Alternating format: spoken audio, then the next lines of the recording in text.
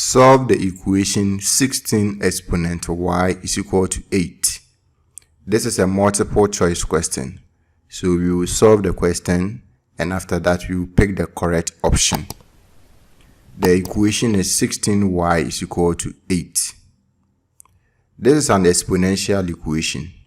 So what we are going to do is that we will make sure that the base on the left hand side and the base on the right hand side are the same, so that we can equate the exponents. 16 can be written in index form as 2 exponent 4. We already have y here, so we have 2 exponent 4y. 8 can also be written in index form as 2 exponent 3.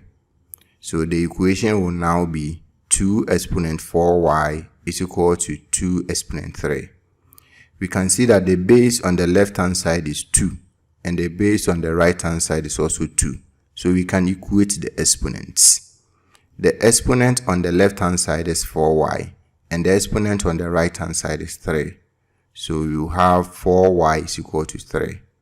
To get y, we will divide both sides by 4. So I'll divide the left hand side by 4 and the right hand side by 4. And when I do that, we are going to have y is equal to 3 divided by 4. When we look through the options, we can see that the correct option is B.